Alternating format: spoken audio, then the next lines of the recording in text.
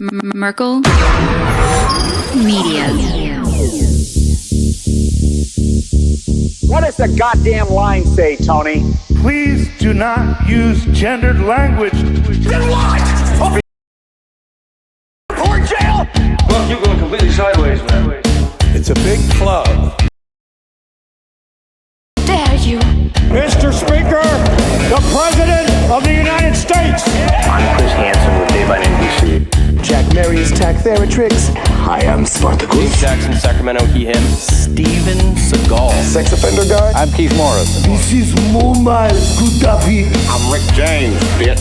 Sorting through the lies. The hijacker's passport was found blocks from the World Trade Center crash site, if you can believe that. We cannot track 2.3 trillion. And uncovering the centuries-long plan for world domination. Some food. Let's talk about Chinese people. Have you ever been in a Turkish prison? Swangles and Fort Lauderdale? I have sent 6 of my Libyan missiles to blow up the Suez hardware. Fun than jumping off a cliff with 2 German bisexuals. Oh, you English are so superior, aren't you? Thank you, comrade. And now, macroaggressions. That's what assholes call it. With your host, Buddy, I don't know who you are, but you're about to get chlamydia. Charlie Robinson. Hey, Whitey, where's your hat? You want to drop the blame on Charlie and say it's all Charlie's fault. He was a retard. I get some goddamn diuretic.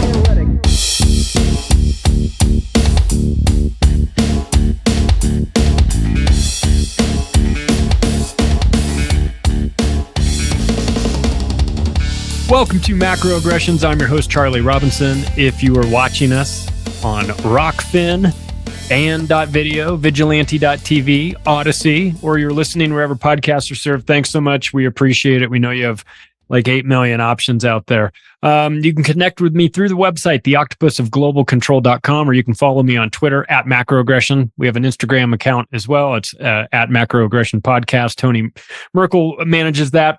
So check it out if you're interested. Hey, thank you to our brand new sponsor, EMP Shield.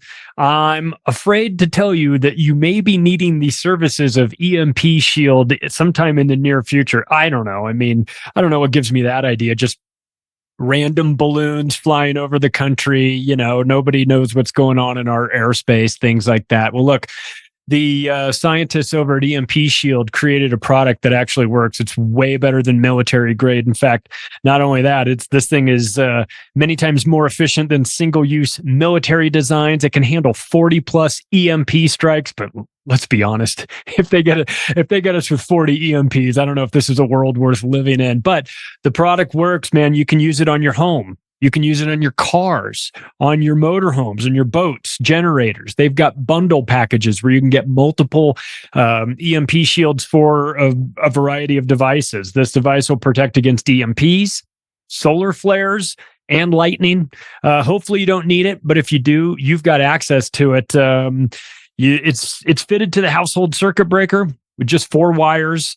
It installs like a Type 2 surge protector. There's online installation videos if you're so inclined. Maybe you want to have an electrician install it to your house. It's not a bad idea. I know I personally would not take on that task, but there's plenty of videos that can show you how to hook it up to your car.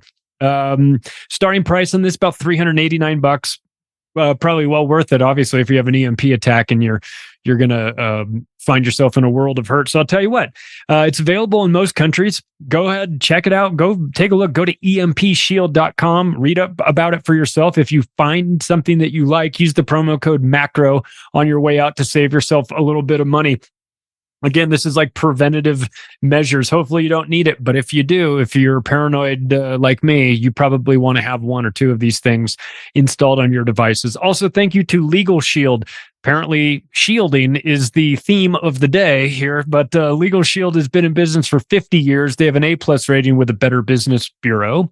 And what it is it's the collective buying power of all of us directed towards high-power law firms in your area. It gives you access to an attorney for $1 a day, $30 a month. Very reasonable. I asked this very simple question. Do you have a will? Do you have your last will and testament already done? I just got back from an Acapulco where we're at a conference talking about how you don't want the state to get involved in your affairs. The worst thing you can do is die, and then the state starts getting involved in dealing with your relatives. You don't want that. Got to have yourself a will. Got to have a medical power of attorney. You've got to have a financial power of attorney, and those things cost money for yourself, for your spouse. You're in it for a couple grand with an attorney near you. So I'll tell you what, here's a suggestion. Maybe check out Legal Shield, and if you sign up for their program, you're going to have access to an attorney in your area. You'll immediately set up an appointment with them, tell them what you need. I want to get these documents taken care of right away. Knock that stuff out in the first month. It's paid itself off for the next 4 or 5 years. So we built a landing page for you to take a look for yourself. You can go to www.don'tgetpushedaround.com and see for yourself. It's not just Legal Shield. They also have ID Shield. They have a small business plan. If you run a small business and you're not big enough to have your own legal department, but you have to have access to attorneys for documents and things like that, or you just have questions about your rights, you're going to have an app on your phone. You're going to have a phone number you can contact if you ever get pulled over in the middle of the night and you don't want to talk to the cops and you want them to talk to your attorney. They're available 24/7. There will be somebody there to answer the phone. So look, I say take back the power. You don't want to get pushed around. That's why we came up with this web domain, don'tgetpushedaround.com. Take a look, see what you think.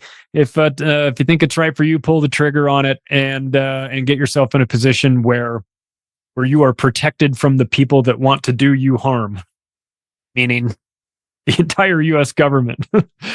Well, it's always a treat when Jimmy Jean comes to town because he brings lots of nuggets of information. He might have some nuggets of something else in his pocket too. I don't know.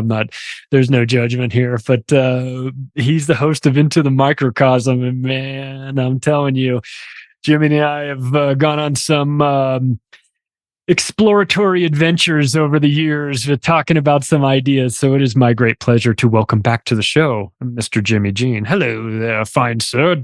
Are you there? I am here. How are you, Charlie? It's great to see you, man. It's great to see you too, man. It's great to see you. What's going on in the United Socialist Soviet Republic of California? FEMA Region 9. Mm-hmm. Yeah, well, I don't know. Where do we start, Charlie? It's been a while. It's been a while since you and I just hung out and talked about what's going on in the world. And believe me, there's plenty going on in the world. Psyops on top of psyops right now. Yeah, they get you distracted, man. They get you looking up in the air for Chinese weather balloons, spy balloons. But what do you mean, man? When the magician wants you to look up, shouldn't you really be looking down? You probably should have been looking at that report that came out over at Veritas, but those balloons appeared right in the sky right at the same time that report came out. Everyone looked up. Nobody saw what was going on over there. Yeah. I mean, there's a staunch advocate of free speech and the American way. He straight up went 60 Minutes undercover on that guy. Yeah, full on bust. Look. Self-important little pissant guy that was on that video, trying to impress his date. Yeah. Telling him about how he's helping to destroy the human race for a paycheck and a status symbol. God, how could you live with?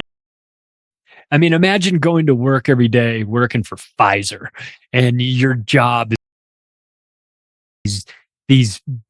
You can make variations on, I don't know, mutating viruses and things like that, so that your company can make a product in advance that defends against it is maybe a strong word, but is purported to defend against it, just so that dickhead's stock price can go up 75 cents tomorrow. I couldn't live with myself doing that. Well, people are doing it, and people are going to continue to do it because they're going to get a paycheck. Yeah. So we've gotten to a place where there is no loyalty, camaraderie, or brotherhood anymore. It's more about, well, as long as I can keep my paycheck, dude. Hey, sorry about that, bro. Hey, sorry it's that way for you. I got mouths to feed over here. People are having to make these moral decisions about right or wrong based on whether they're going to get their check or not. And so you put people in a position where they're under the gun in some way. Oh, well, they threatened my family. They threatened my family. They said if I didn't take the money, they were going to do something to my family. That's why I did it. Yeah. That's why I took the money or whatever, Charlie. I mean, it's ridiculous. Yeah. I mean, to think, Charlie, that we're sitting here on the brink of World War III or whatever over some country that has absolutely nothing to do with us, except for the fact that there's a lot of dirty laundry from the Biden family over there. Yeah. And that's the whole reason that they were, that we're involved. And so, the first people that got it was the night of the long knives, the first night of the war, and everybody who knew something, their history. Yep. Just the rest of it's collateral damage. And I don't know if the audience is familiar with collateral damage. You hear the term quite a bit. Collateral damage this, collateral damage that. Well, it's because you're the collateral. If something for the loan, that is. So all the citizens in your country are collateral for the loan of your country, for the IMF. So that's why you are collateral for that loan. So, collateral damage. No different than a car or a truck or whatever. It's just a piece of something there out on the freight. And if things go wrong, and they need to take that collateral in exchange, they've got us. They can take. I worry. I'll tell you what my line in the sand has always been. If I see blue helmets in America, I'm out. You know what I mean? If I see the United Nations being called in here to restore peace and order to the American people after a summer of love or a winter of discontent or 8 months of blackouts. I read that ad read for EMP Shield, but man, I'm telling you right now, there's been so much predictive programming about blackouts lately. Right before the Super Bowl, I was seeing a ton of it. And I was going, oh man, I got a bad feeling about this. And we know these pricks telegraph what they're going to do. So what's the plan, man? Create chaos, offer the United Nations the reason to come in here to restore order. And then they never leave. And they 9. And then you and I are bunkmates somewhere, turning big rocks into small rocks. Yeah, well, I think there's a whole thing that's been created here. There has to be some sort of a global solution to it, because coming out about the injectable, and those facts don't look too good. And It looks like there's billions of people around the world that may be affected by the injectable. Yep. And how do you cover that up and make somebody else liable for it? Because somebody's going to have to pay, and all of a sudden, boom, this train buoy over there, they blew it up on purpose. And now you're spewing dioxins up into the atmosphere, Charlie. And then it's now raining down all over the Northeast. I mean, that could be the reason people aren't feeling too good. Must not be that injectable. Must be that dioxin over there in Ohio. We learned about that strategy through the VAERS court system when you can't bring a case for autism in the vaccine adverse effects reporting system, because it will get denied automatically. And part of the reason why they deny it automatically is because they look at the schedule for those shots and they say they're overlapping. You get one, and then 3 months later you get another, and then 9 months later you get another, and then a year later you get another. And it's plausible deniability. You can't point to one of them and say, this is the one that gave my kid autism. Because the defense is, well, how can you say it was our shot and wasn't one of these 76 other ones that you took? So they create this plausible deniability where it could be the other product. And you mentioned the train derailment and Dioxins go up in the atmosphere. They come down. People start to feel sick. What is it? Well, I had a heart attack, right? I had a stroke. Well, is it because of the injectable? Or is it because you've been huffing in this toxic cloud that's above your house? I mean, mistakes were made, Jimmy. Mistakes were made. We can't live in the past. We have to chart a course forward, and you can see this. You can see the psychopaths working here where they take it and say, well, we'll just blur the lines between what's really causing it. Because if the only thing different is that you've injected yourself with something, well, then clearly that's going to be the main culprit. But if everything is falling apart, that's what I mean. If all of a sudden there's a World War III and there's nukes going off, the last thing anybody's going to be worrying about is what happened 3 years ago. Yeah, everybody's going to be, their boys are going to be going over into the draft or whatever, or maybe not. I mean, let's just say your child will go to the draft. We can't determine. Yeah, gender is a construct, Jimmy. You know that. Right. Well, Charlie, things seem like they're completely and totally, utterly out of control because we don't see any of the peacemakers stepping up. We don't see anybody saying, "Hey, let's everybody chill out." Everybody's on a path to destruction. It seems like, yeah, no stopping it. It's like a runaway train, and people that are supposedly our representatives are not necessarily representing us, are they? I mean. No. Is there anything going on up in there with these so-called representatives that have anything to do with real life at all, other than they keep spending more and more money on all this stuff, but they don't have a clue about what's going on, or do they? I mean, it's too. I mean, honestly, your book, the controlled demolition is what we're looking at, man. I mean, it's, I was at Acapulco and I did my presentation, and I was like, when Jeff and I wrote this book, like we didn't mean for it to be an instruction manual. Like, you guys have to understand, like we weren't saying go do this. But of course it doesn't matter. This is how it's getting done. It seems like I remember when we were growing up, the last thing in the world you wanted was nuclear war. Now you've got Washington Post and New York Times saying, well, actually, a small tactical strike isn't that bad. And maybe it would send them, and they're trying to normalize this stuff. And you go, oh, wait a second. You're trying to talk us into World War III. Are you out of your fucking minds? Like, this is the end of a large portion of humanity. Of course, so it makes me think that either I'm on some long-lasting acid trip that I desperately want to get off of, or these people are sent to destroy the world, and they're doing a pretty good job. It seems like we're one step away from this. Yeah, I mean, you got the World Economic Forum over there, a bunch of non-elected individuals with backing and money telling us how it's going to be, and no real way to say anything about it. Everybody up in Congress and the Senate, they're telling us how it's going to be. Nobody's saying anything about it. I mean, you used to get on your horse and ride up there. That's why you had a representative. See, representative was like a guy that lived in your area, and you would all go down there and yell at the guy.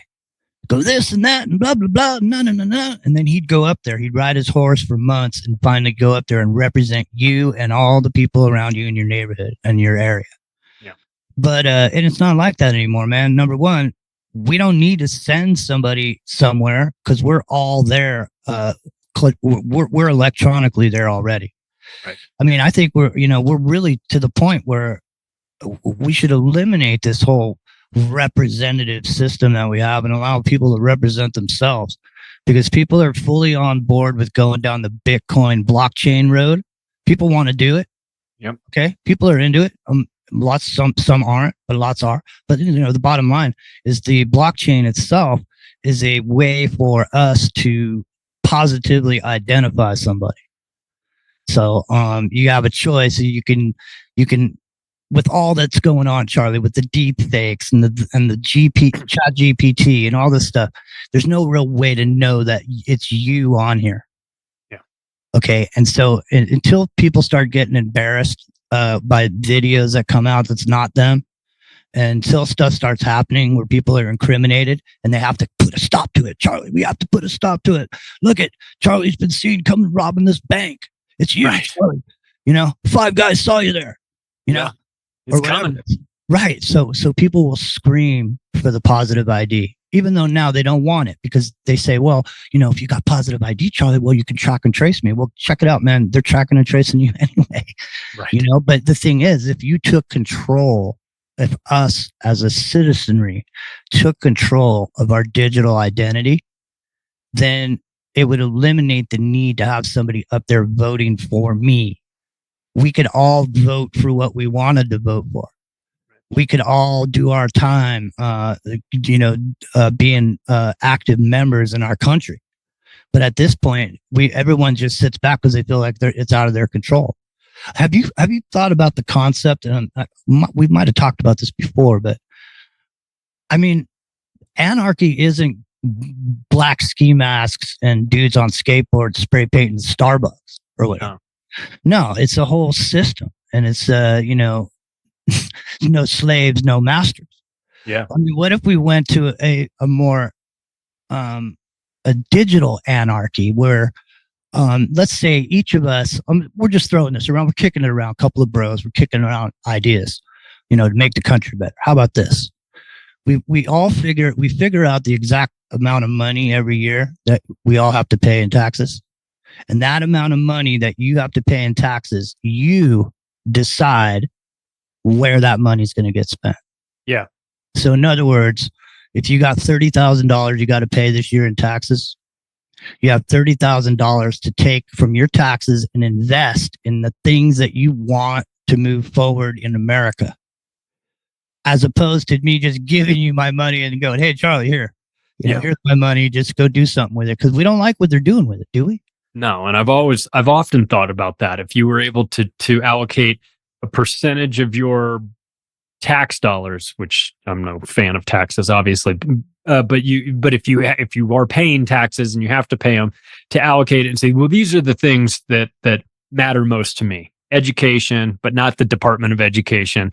So whatever it is, I'm not giving any money to, I'm not giving any money to the military. I'm not doing that. I'm not giving any money to these sort of bullshit social programs, but I would allocate it here. Yeah, for sure. You need roads over by your house. You'd give your tax money to fix those roads, but you wouldn't give it to Story Hour or whatever down there. Right. You know what I mean? You won't give $1 million to study the sex habits of cockroaches. No. Okay, but you will give $1 million to fix those roads over by your house or to fix that bridge. Yeah. Because we have people in control of the money and they're not spending it right. So once they spend it, then they just want more and more and more. And so we're in this death spiral. It seems to me, I mean, honestly, it looks more like everyone is aware. The appropriate people are aware, and they're just stuffing their pockets with the silverware on the way out the door, dude. Anything that isn't nailed down, they're stealing on the way out. And that's how empires die. That's not the that's not the reason why they die. But when you see that happening, just unfettered looting of the place, you're in the final stage of that empire. It's all but done. They are they're cleaning out the silverware before they leave this place, man, because it's a husk of a country. It's been hollowed out intentionally.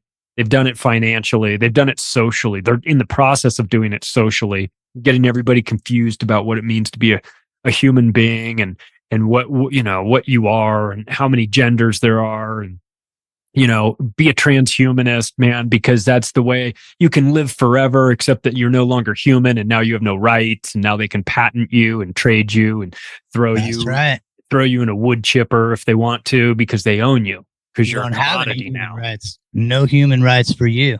No, you're not an organic tomato seed. You're a genetically modified tomato seed. Now you're one deviation away from being a human being. And sorry, those rights are specifically those are human rights, and you legally, you're not human anymore.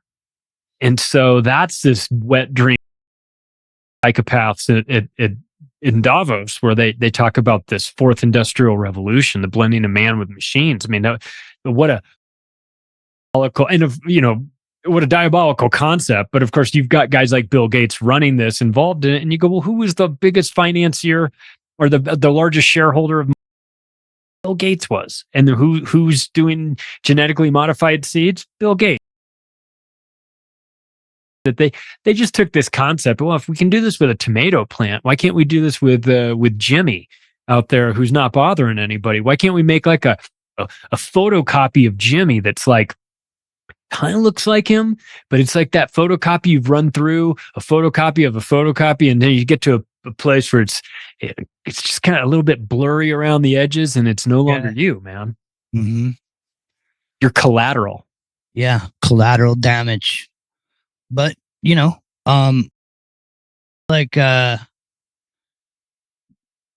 a hard realization to come to. Yeah. As far as, what we've been sold on and what we actually get. Okay. It's, America is like going to Burger King and looking at the burger on the menu. Okay. It looks good on the menu. Right? That picture looks good. That lettuce, it's got water on it. It's glistening. The cheese is melting just right. It's dripping. You're just ready to eat it. It's dripping. It looks delicious. Then you drive around the corner. You got to pay them before you can see the burger. Okay, give me your money. Give me your money, Charlie. And then you get your burger. Okay, but now they already got your money, right? So now you go around the corner, open that burger. It looks like a flat turd. Yep. Some squirts on it from, a bottle. And, they paint those black lines on the burgers at Burger King. Guess you didn't know that. That didn't come off the grill. And that's just like America. Yeah. Because we got sold the dream, man. We got sold a dream. We say, hey, man. You can be anything you want to be here in America. You can do anything you want to do. You're free, Charlie. The world is your oyster. And that's what they told us, But you know what? It wasn't true. What they did was get us into the slave grid. And they got us to think that, our work ethic, we needed to show up every day and do the boss's bidding. And, someday at the end of all that, of showing up all that time, someday they'll give you a little check at the end. You get a little something. And so people believed that, and they went down that road and they consumed and they did everything they were supposed to do. And they just went ahead and everybody was sleeping because we thought it was all good, but it wasn't all good, Charlie. And, once you find out that, I don't think God put us here to exist to simply go to some slave job every day so that you can go down there and get some money. I don't think that's what the purpose of life is. But the thing is, from a societal perspective, without consumption, there's nothing. And so we're driven to consume, and we're driven to seek pleasure, and that costs money. Happiness doesn't cost money. You get happy when you see your kids, Charlie. You put your arms around them. That's free. You can't put a price on that. But but pleasure seeking, well, that's a whole other thing. That costs money, and that causes consumption. And that's how.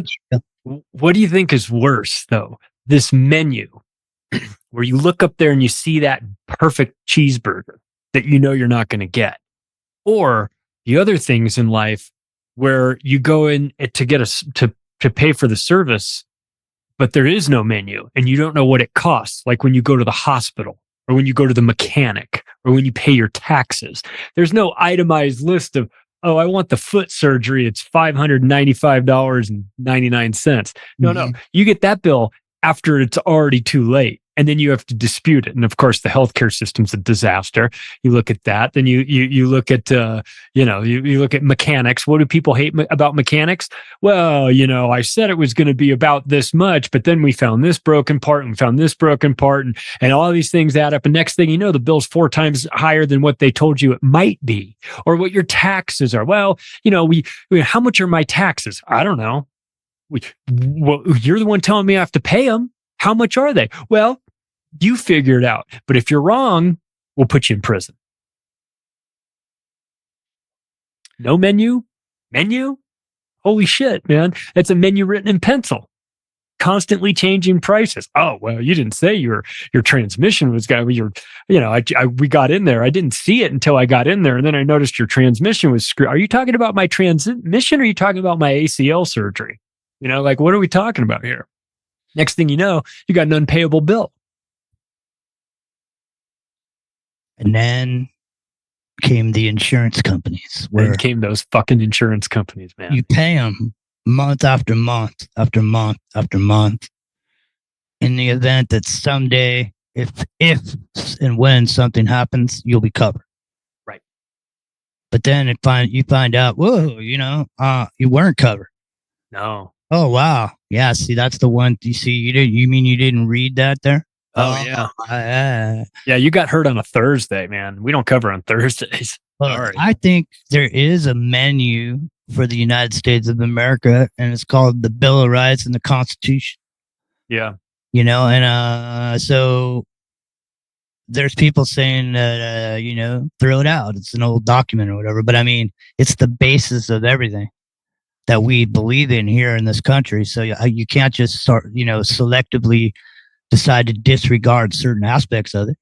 You can if you're the Biden administration, because Anthony Blinken got busted having a meeting with Justin Trudeau and the president of Mexico, AMLO, where they talked about a shared constitution.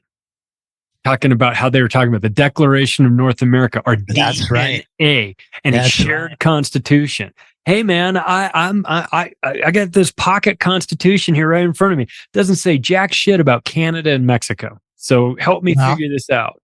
Well, I'll help you. I'll help you figure it out, because we've been saying it on the show for a couple of years now. And we've been telling people that, there used to be this old conspiracy theory about the North American Union. Yeah. Aaron Russo, Freedom to Fascism, 2006, talking about the Amero, how that currency is going to be there and how they're going to blend it together and click these groups up later into a world government. Everyone, get the fuck out of here, Aaron Russo. You crazy old man. That's never going to happen. I don't care. You're talking. Wait till the now. wait till the Amero is the digital currency of North America. Yep. That's what's going to happen. Man. They pay you your universal basic income, because we're all in this together, Jimmy. And they're gonna credit your account, provided you're up to date on your injections, of course, and provided that your social media history isn't shitting all over the Biden administration, and provided that you have blue hair and that you're stunning and brave and all these things. And if you meet all these qualifications, then we'll give you this digital dollar that we printed up out of thin air and put it in your account so that you can shop on the company store. Mm-hmm. It is the company store model on the digital platform, for sure. No question. Only thing missing now is they had to get that carbon tax in order to drop the borders around the world. And because that's the only way to tax the collateral at that point. Once you let the collateral free to roam, you have to have a way to collect from the collateral, Charlie. So you need this carbon tax. But here, I would say, and let me get your opinion on this now. I would just say, just by the way that Trudeau has been acting and the way he's been treated throughout this whole situation that we've seen, I would say maybe the North American Union is sort of being governed by Canada. I would say that the Canadian person in charge at this point may be the president of the North American Union, just simply because he is one of those young up-and-comers from the World Economic Forum. He followed all the rules. He took people's money. He did everything he was supposed to do during that last 3 years. And Biden administration, they don't seem very like they're doing anything except destroying America. They're very weak. They're not coming from a position of strength. Their messaging is weak. They send Blinken out to meet with the Chinese. The meeting goes very poorly. And in Alaska, maybe a year ago, the Chinese stomped all over them. The people are very disjointed. They don't speak with confidence. Kamala Harris trying to explain time and space to people. Pete Buttigieg comes out, and he says, they said, well, what are you going to do about this Ohio train derailment? It's just a catastrophe. What are you going to do about it? His response is, well, I don't see what the big deal is. 1,000 trains derail every year. You go, really? That's your answer to this? If that's your answer, you're fired immediately. And that. So it's a very weak, but Trudeau, you want to talk about a guy that is despised. And I spent so much time talking to Canadians at Anarchapulco that were all kind of the same belief. Like they felt like they had escaped. They said, it's the first time we've escaped in a couple of years. They remember that, man. They remember that feeling of feeling locked down in their country and by somebody that, listen, if you're going to be locked down in your country, the very least they can do is have a strong man dictator, presiding over you. And then you look and you say, well, who's telling me I can't leave? And you see Justin Castro. That's the guy that's telling me that I can't leave. That's the guy that's going to stomp on the truckers and call them a bunch of domestic terrorists. That's the guy that's going to, try and silence free speech. Of all the people, that pussy's in charge of it. Like, you got to do better than that, man. You got to come up with it. It just seems like this is like the JV team is running this, like the say what you want about Trump. He was a ball buster and he was a big imposing figure and he talked big and he did, and he was boisterous and he was a pain in the ass. But I look at Justin Trudeau and I just go, this guy, he doesn't bring any gravitas with him. He looks weak physically. He talks weak.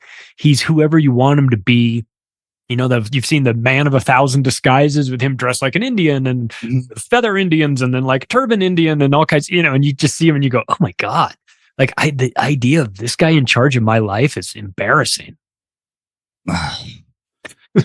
Yeah. Leader of the North American Union, Justin Trudeau. Yeah, there he is, ladies and gentlemen. There he goes. Justin Castro.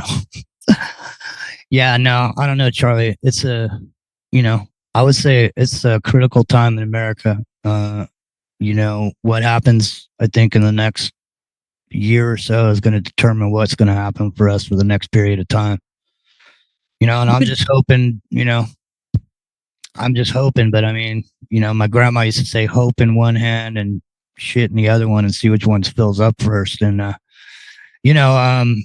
I try to keep a positive attitude, but it's just onslaught of the last 2 months or so. It's just been one thing after another. It's like the American people don't have a chance to rest or get a break. There is no going back to normal anymore. It's just a different amount of, information that's coming in. That's just not good. Like I said earlier, there's no one out there, standing up for peace. They had the protest yesterday. Yep. Were you over there? Did you go? No, I was coming back from. So there's like 500 people there is what I heard.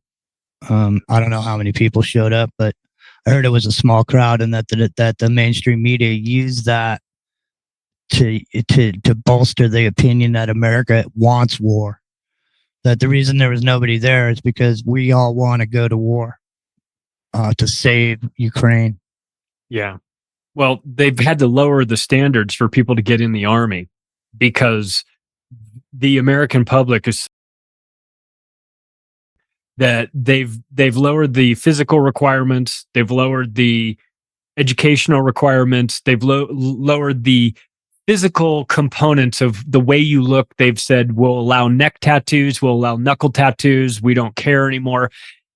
There's not enough people ready, willing, and able to serve. So they better, if they think they're going to get us involved in some war, they're going to be sorely mistaken when General Pronouns finds out that this is not a fighting force that's ready. This is a bunch of people that have been drummed out of the service for saying that they don't want to take the injections. Those people are gone. They're never coming back. And now you've got a new generation that can't even pass the pull-up examination. And when they do finally get in the Army, then they had to do away with the day one hell week, banging the trash. You maggots, get on your feet, get your boots on. We're going for a jog. They had to get rid of all of that stuff because too many of the people that were just being brought in were having emotional breakdowns and were unable to handle it.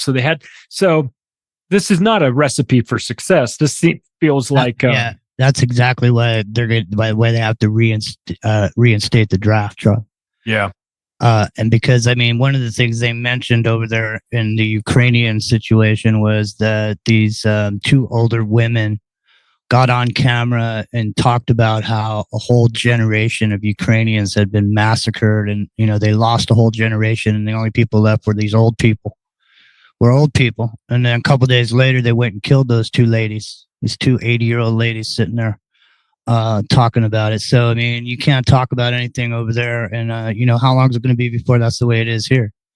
How long is it going to be before, you know, people's fetish for Trump and a strong leader and their infatuation for Putin because of it, when will that be considered treason? Right. Because, I mean, you know, if that becomes the enemy, then anybody saying anything, you know, and the other thing too is, Charlie, is like people don't realize it's not, you know, the battlefield of the 21st century is the mind. It has nothing to do with how many buildings you blow up and how many tanks you have. There's no way to know how many millions of operators are on this internet, mind controlling people, making them think that, you know, it's this and it's that and it's the other thing. And it's really it's a force. There's a building over there filled with 10,000 people in it, and they're all on computers. Same thing in China. Go ahead. Yeah. Go ahead. I can see you winding up on that. Well, because I've been thinking about this lately.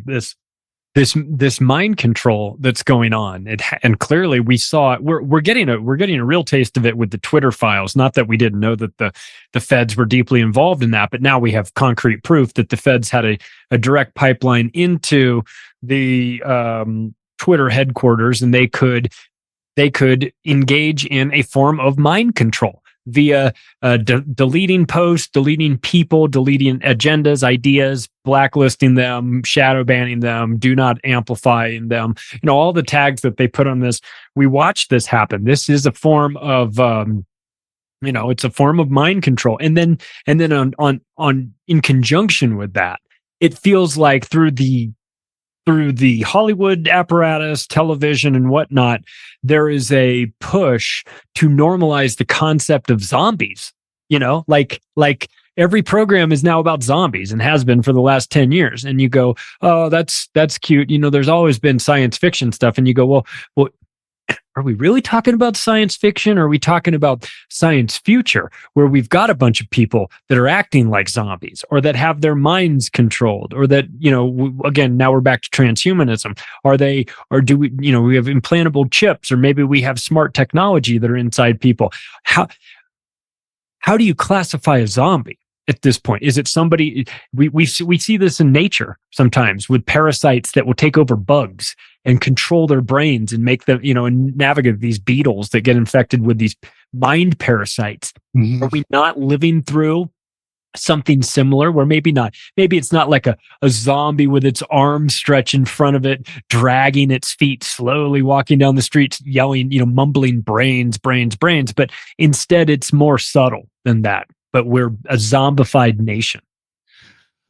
Well, I'm glad you brought this up, Charlie, because we recently did a show on ubiquitous monitoring of individuals at work. And this is called Bossware, if you want to search it. You can search this up. It's called Bossware. And this is a way for your employers to basically spy on you. Okay, but it's gone a little further than that now, Charlie, because now can literally monitor you. Let's say you have a document that's due at 3:00 today, and you're hooked into the system here. And as you're doing your thing today, I can watch your brain activity. I'm watching you. You're getting stressed out. It's getting closer to the time. Oh yeah, now it's 3:00. Oh, you turned it in, and now you put on your music and you're listening to it, and your heart rate goes back down, and you're relaxed and you're feeling good about yourself. And so employers need to know this, Charlie, because they need to be able to know when you're stressed out and when you need to take a break. And so with the new ubiquitous monitoring and at the workplace, everyone will be able to know exactly where you're at any given moment, and you won't have to worry, Charlie, because everything will be taken care of, and you'll be able to be calm. And like, for example, they have these really neat baseball caps. You could put it on and it'll know if you're starting to fall asleep. For example, if you're a trucker, you could wear one of these baseball caps and it'll be able to tell by your brain waves, Charlie, if you're feeling sleepy. Now, I'm bringing this up, but you're asking yourself, well, where's this influence going to come from? You know, where's it going to come? Well, they got hats, but here's the really good one. And this one, when I saw it, was the one that really perked up old Jimmy's ears, because guess they have these headphones, Charlie. You could put them in your headphones, and there they go. Now, if you have a Tesla and you buy the cheap model, everything's still there for the expensive model. They just have to turn it on with software. Right. If you get a pair of headphones, yeah, you can listen to music in it, but how do you know what else is in there? How do you know what other frequencies are being transmitted to your brain, Charlie? How do you know? How do you know if you're not being ubiquitously monitored? Every single person who has a pair of iPods in their ear, how do they know they're not being influenced by those iPods? They could be sending frequencies to your brain right now. I mean, what I'm talking about isn't just some made up Speculation Island stuff, man, because they actually showed a headset and earphones in this presentation at the WEF. You can go watch it. It's an hour long. But what really, like I say, what caught my eye was this headset, because here you are, you're working at the sweat box there, and you're making phone calls, right? You got one of these headsets on so you can talk to the customers. How do you know they're not monitoring you when you're wearing that headset at work? You don't, because Bossware is there ubiquitously. God damn it. And you know it's either happening already or definitely coming. They can monitor, they monitor your email usage. They monitor your websites that you're going to. X key score, you could monitor where people are typing, what they're typing. I fucking hate this job. I can't wait. Got a job interview tomorrow at 3:00. Nobody knows. I'm calling in sick. All that stuff. Oh, I could see that for sure. There's no question. And I'm telling you, and it's just like in your house. For example, you have all these different devices around in your house, like your Amazon or your TV and your refrigerator and all this different stuff.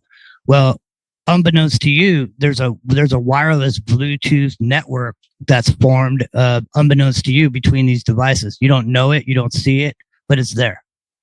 So this whole Bluetooth situation, I would say that Bluetooth is offering up some other benefits that we're not aware of. Yeah. And I would put forward that, and like I say, we just found this. So I haven't really gone into looking at it, but what I know from frequency based information that we do talk about quite a bit, like I said, voice to skull, it's been possible for a long time. Yeah. And so, man, you're sticking the thing in your ear, man. I mean, like I say, there's no way of knowing what these devices in your ear are actually doing until we actually look at it. But it seems a little bit weird. Beck Anglin in the chat room over here said Kev Baker would have loved this conversation. Kev Baker would have loved this conversation. And I think of Kev often, and I met Kev and you at the same time, and you guys had been doing your thing for years and years. And I sort of parachuted in at the last moment, the last 4 or 5 years or so. And Kev would have loved this conversation because he loves the woo and he where does. this is going. And he's lived in a smart city, which is code for a concentration camp in the lovely city of Glasgow, Scotland. Meet the new boss, same as the old boss. This boss is a robot. This boss is a Roomba that's mapping out the inside of your house and sending that information back to the mothership. So that when the SWAT team comes to break down your door, they know where your bedroom is. Yeah. We're living in that world, any day though, when the power goes out, most of that goes away. Yeah. And so I don't know. I mean, on some level, I've done quite a bit of research into some different, subject matters over the years. And one of the things that I find to be really, really interesting is these resets. And especially like this last one in the 1800s. Mm-hmm. Because to me, it looks like it's a bunch of people repopulating someplace that was already like that. I don't see enough people, technology, and food production to grind out the kind of cities that were supposedly built in just a couple of years when it takes like years to build a single building sometimes. Yeah. So because of that kind of like guilty pleasure, that's a guilty pleasure of mine, an idea. Because of that, it makes me think that there's a cyclical event that happens that has detrimental effects to human beings on Earth, and that there is a select group of people that are aware of this schedule, and that maybe at the as it gets towards the nearing of this, whatever it is, they call it climate change, whatever they want to call it. I mean, we're seeing the breakdown of the polar vortex. We're seeing the literally the core of the Earth supposedly slowing down and coming to a stop, and and then I see the polar vortex breaking up, and then I'm seeing all this different stuff going on. It makes me kind of think, because you want to ask yourself, why would you destroy your business? In other words, they have this whole thing set up the way that it is. Why would they want to just come in and completely destroy it? Because it destroys their revenue stream. Yeah. Right. So there's got to be some reason that we don't know about for what's going on. Because otherwise, how could you explain any of this crazy behavior from these leaders? I mean, it's literally, Charlie, you got to come up with some speculation island thought to even begin to understand how someone could make a decision like that. Unless they knew they were going to, float up into the sky. Well, this idea of like imminent catastrophes that people know about makes me always think of something external, something coming in from like, Graham Hancock talked about this in Fingerprints of the Gods, this comet that broke apart into two different pieces and hit the Earth and then came back 1,100 years later and wound up another piece fragmenting it, and then a destruction of a civilization. And that's something that if we are to believe NASA, which we are not to, but if you are to believe astronomy, you can see these things coming in. And then you get into the work of like John Cullen, who's writing about and showing video simulations showing multiple asteroids, or I don't know, asteroids, I think, that's small pieces that were all inbound to hit the United States during a certain period, hit the world, and frankly, during a certain period in, I think it was like April of 2020, and it coincided with this push to bring in all these barges, the barge to Seattle, the barge to Los Angeles, the barge to New York, and to set up these field hospitals. There was this big rush to get all these field hospitals built, and everyone said, oh, it's got to be COVID related, right? Because this is the big thing. And they built these field hospitals and nobody came. And there was a huge push for a certain date for it to be built. And they got it up and nobody came, and they waited 10 days or so. And then everything got taken down and put away and nobody ever talked about it again. And he shows this simulation model that showed multiple inbound fragments that just barely missed Earth. And he was saying it was his belief that they were planning for some sort of occurrence where the Earth did get hit by things, and that would explain the reasoning behind it. And so I don't have any information one way or the other, but it was an interesting thought experiment too, because when you look back at it and you go, well, maybe they do know something we don't know. We know they're pathological liars. We understand that for sure, but maybe they do know something we don't know. And if that was what it was, and you look at it and you go, this is why they were bracing for impact for some catastrophic event that didn't wind up happening. It got my attention. It made a little bit of sense. I wonder if there's something coming that would explain the underground bases that hold 50,000 people and have enough supplies to last you for 3 decades and things like that. Like, we know they exist. And make up a big lie about the supply chain and start feeding and funneling all that stuff underground.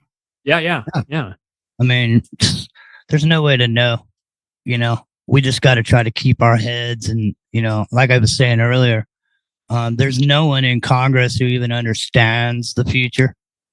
Because they're not even technologically astute enough to see what's going on. So we need people up there making things happen for the future, based on all this technology that's coming out. Didn't even know what a garbage disposal was. Okay, you think she understands the future? She can't even figure out the present. So we are ruled by morons. Yeah. Cognitive liberty is at stake. And once it's grandfathered in, it's too late. Like I say, there's no way to know what's coming out of those headphones you got in your head. Seriously. And I'm not jerking anyone's chain on this. I'm being dead serious. I am dead serious. I guarantee you can go look at patents that DARPA has and Apple has and all these tech companies that are out there building things that are designed to deceive us. Yeah, to put thoughts in our head. Listen, our brains are just electromagnetic servers, and if you know how to interact with that electricity, you can make them do all kinds of things. Voice to skull technology has been around for so long that they freaked out. I think it was Abu Zubaydah, one of the terrorist masterminds that the United States pretended was in charge of 9/11. But they said that they had him in a cell, and they were bombarding him with voice to skull technology, telling him it was Allah, telling him, you need to give up. You need to tell these guys everything. It's the right thing for the cause. And they even did a little project Bluebeam where they made an image of Allah appear in this guy's prison cell. And the next morning he sung like a fucking canary. So, I would. It's out there. Yeah. Well, the bottom line is all you got to do is turn it off. You can turn it off and turn it on at your will and just not have it on all the time. But realistically, we're in this electronic age, and until somebody gets control of their information is up for grabs for anybody who's got the money to buy it. Because it's all we're all out there running around putting our information out here 24/7, and so and they're collecting it, scooping it up like a net. I wanted to point out, listen, they've measured every single emotion, so they know what frequency anger is. They know what frequency happiness is, so on and so forth.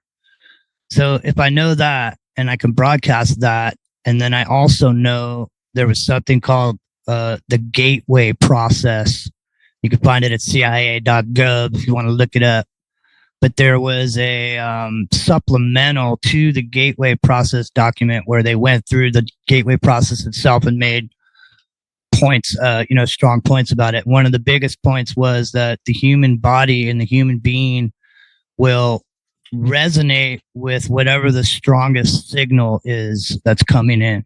So you could literally take somebody in an alpha state and put them in a beta state just by simply increasing the amount of power that's coming from the signal.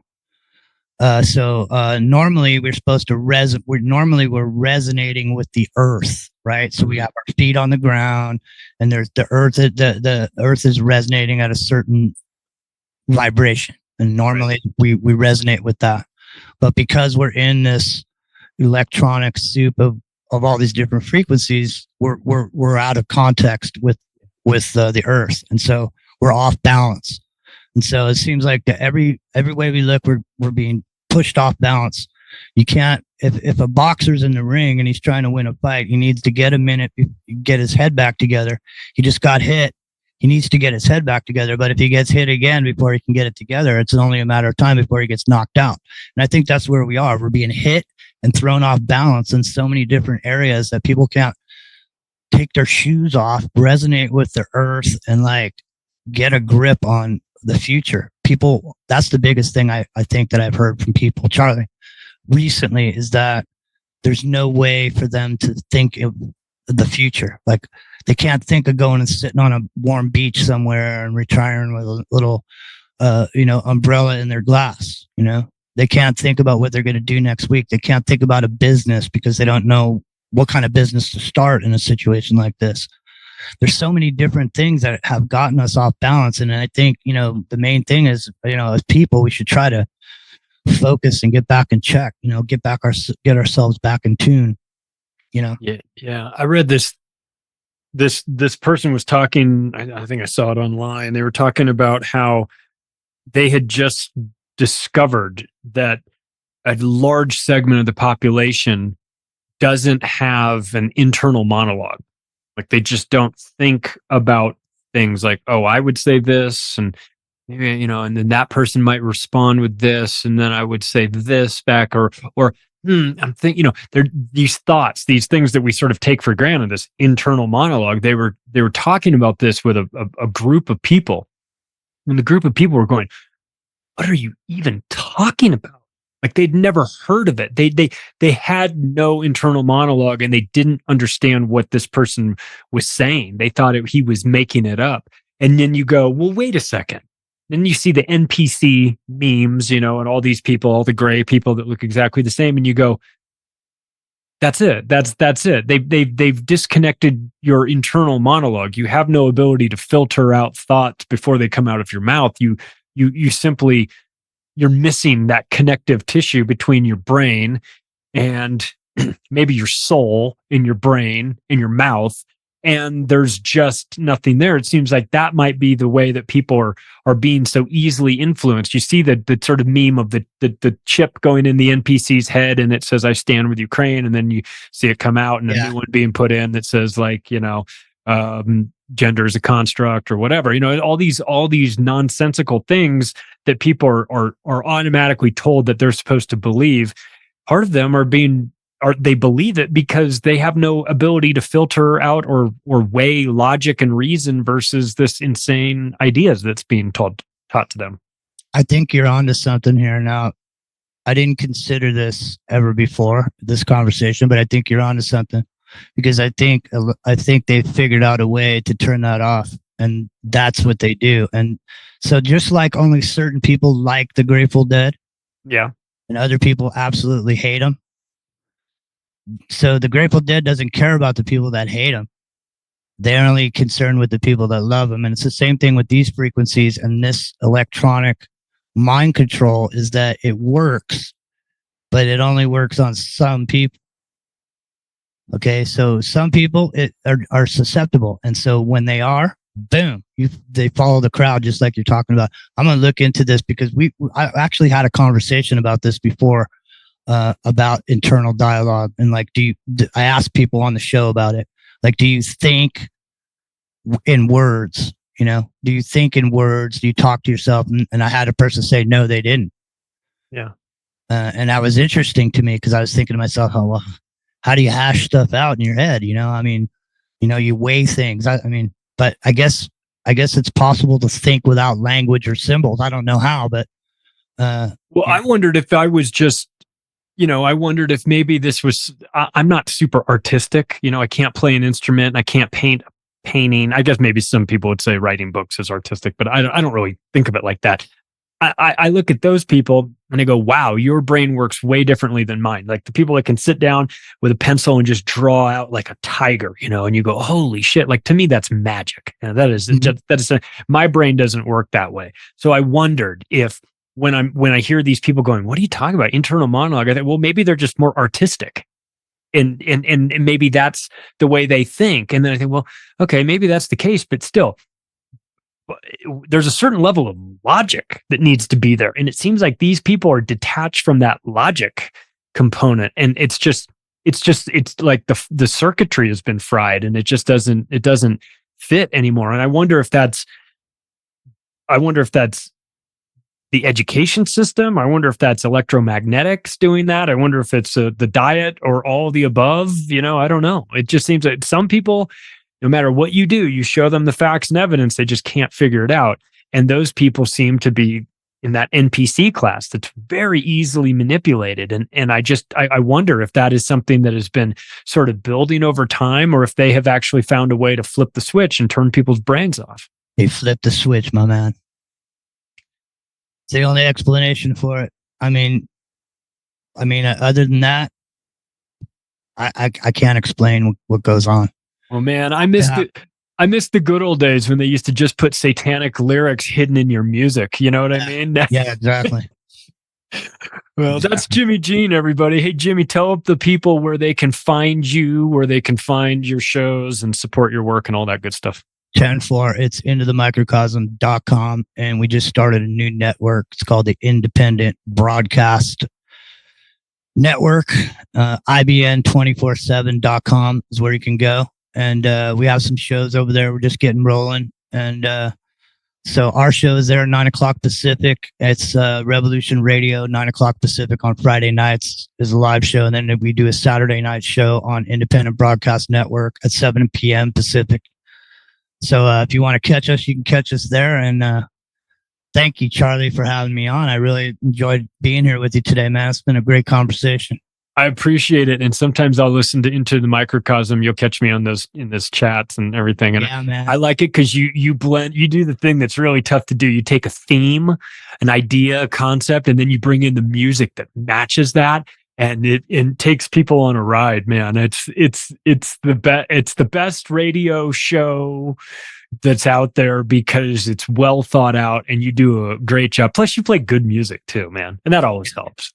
And, we're doing the show kind of, it's the show's on a certain level. So I think a lot of people that do shows, they like to hang out, it's like, something to do, so yeah.